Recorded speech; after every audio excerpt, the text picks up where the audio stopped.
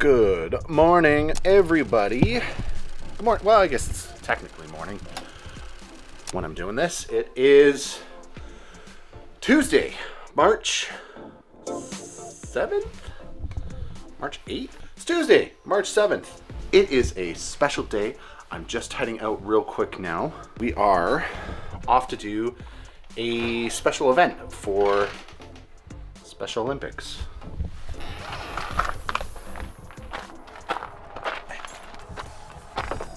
Whew, almost fell again. Okay. Nice. Today is a special event that a lot of the Special Olympics chapters around Ontario are doing. It's called the Polar Plunge, and the athletes raise money for the Special Olympics that they're in. And since we're in London, we're gonna go I'm gonna go film a little bit of the London chapter. It starts in about half an hour, so I gotta move quickly. We'll see you there. I guess I should probably explain this a little better. There's a little bit of a rush. The Special Olympics that I'm involved in partners with the Torch Run, which is basically the local group of police officers that are involved with Special Olympics as well, and they put on an event called the Polar Plunge, and this is where the athletes get the opportunity to go out and raise some money for the local chapter that they participate in. And I have a couple, or actually volunteers also get the chance to go into the Polar Plunge as well. Since we don't really have a lake too close by that's easily accessible for athletes, the Torch Run puts basically a big pool out, and they get to jump into that. Now last year, and I believe the year before that, they couldn't do it obviously because of the closures and the pandemic and stuff.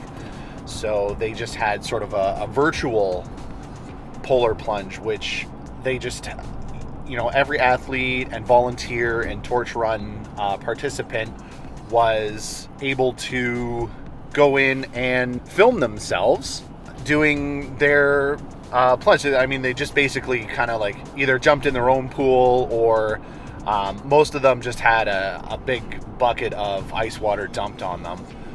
Some athletes kind of got into a big Tupperware container of cold water and then dumped a bucket of water on top of them from there. Some of the videos were pretty good. Others were just, basically just cell phone videos. But, I mean, at the same time, they were filming them. They raised their money.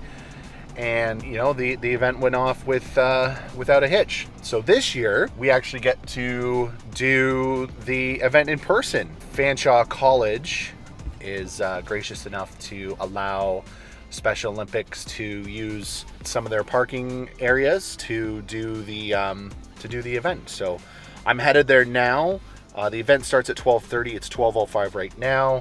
I have to go in, get my parking pass, set up all my film gear, and then I'll try to vlog a little bit as much as I can, but the rest of it just may end up being just a quick couple clips on here. And I'm gonna put a little video together with some interviews with some of the volunteers, the athletes, and give them a little hype video to go along with some of the other videos that I've put together. So it's a beautiful day. It's nice and sunny, a little chilly, 0 to -3 with some wind. But other than that, it's a fantastic day for the athletes, and I'm really excited to see how many people turn out. This will be good. Let's go. Wow. So that was pure insanity. I really wish I could have gotten some actual vlog video of that event. It was just insane. I'll kind of overlay some of the video here. Yeah, it was really good. Super good turnout. So I guess there's going to be 2 shows. I just came and filmed for one of them, so I don't have time to go and do the second one, obviously, because I'm working and it's in the middle of the day. So I could only go out and get that little bit. So I think with the footage that I have, I probably have enough to make a decent little 3-4 maybe 5-minute video. A handful of athletes came out and did the jump. It was pretty cool. And then, yeah, there was a bunch of volunteers. A lot of police services came out. A lot of police foundation students from Fanshawe and the police college. So I think it was a pretty good turnout, again, for since they haven't actually had an in-person one in quite a while. So athletes had an awesome time, and looks like, you know, the volunteers did too. So we'll see how, you know, some of their videos turns out. I didn't get a chance to pull out my drone because, again, it was just like, I got there and then it was just like, go, go, go, go, go. They just went really fast, so I didn't have too much time to set things up, and I'm only one person, so I probably could have had it up in the air for, you know, 20 minutes, but it was pretty cold, so I didn't want to run the risk of my drone getting damaged or anything. So yeah, I have to go back home, so we will see you back at home. Okay, back at home. I finished, I guess, filming. Obviously, the camera that I vlog on is not the same camera that I do my film stuff with. That is my Frankenstein get up of a camera system setup here. Basically, the heart of it is my Sony a6100, and on it I have the Sony a6100 f4 lens, and usually on it when I'm outside I keep the I have a variable ND filter. This allows me to keep my shutter speed at a nice 180-degree rule, and then on it I've got this, I think it's a Ulanzi handle. It's just like a handle grip on it, goes into the hot cold shoe mount. And then on top of that, I've jerry-rigged a battery pack. It's a USB power bank, and it just plugs right into the USB port, and it gives me pretty much power almost for the whole day. It keeps my battery charged. It's great. I mean, apart from getting like a V-mount battery, it's kind of the next closest thing. You know, I could potentially power another device off there if I really wanted to. And then the other piece that's on there, it's a kind of an upgrade to what I was using before. Previously,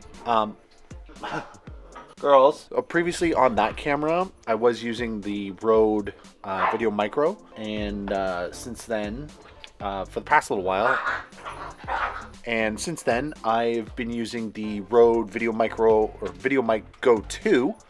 I just find it's a huge upgrade in the audio department on this camera. So I mean, for most of my projects that I do, it's all personal. Like, I don't really get paid for it. This setup has really kind of done almost everything that I've needed to. I mean, it's an f4 lens, so it's not like super bokeh blurry, but you still get that kind of effect, and it still looks good, focuses really well. You can zoom in quite a bit if you really need to. Yeah, like, it's just it's a good little setup, honestly. Like, you know, I wish I had a better camera for sure when it comes to like actual films, because this one doesn't film in log, but I've got sort of a log, you know, quote unquote profile, so I can kind of push the image a little bit.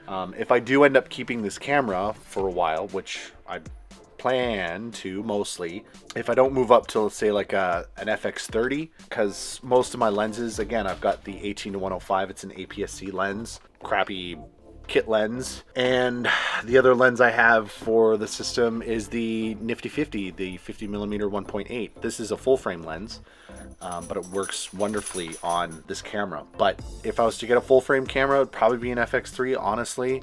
I don't take a ton of pictures, but if I was going to stay with the same sort of APS-C camera, it would obviously be an FX30. This pretty much does everything that I need to do, and the only other upgrade that I kind of want is like a field monitor. And if I was going to get one and not upgrade the body, I would just get an Atomos Ninja, because then I can just do 8-bit 422 out of the HDMI, and you know, it's good. So that is my setup that I use for my filming, and now I just have to transfer all of the files from this camera It's a SD card, 128 gigabytes, so it gives me lots of time.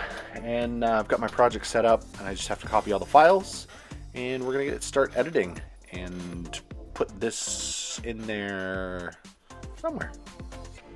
Yeah, I don't know. Let's go. It's coffee time. I gotta go make a coffee. Let's go. Okay, there we go. All right. I know it's not the prettiest, but we're gonna make an Americano with. Let me see. What do you think here? I think we're gonna go salted caramel. I think we're gonna do a salted caramel Americano. Yeah.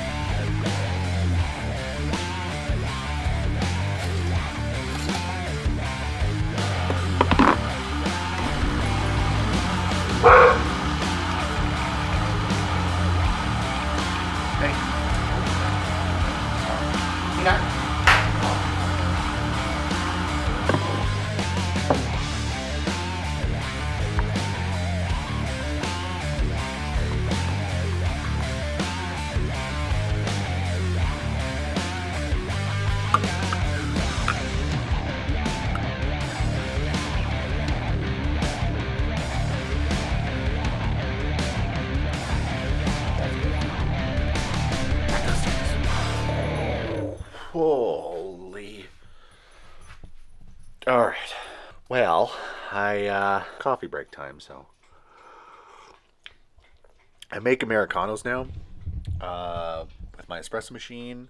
I've got some sugar-free pump, and I add a little bit of boiling water, and it turns out really, really good. It beats paying $5 a pop at Starbucks.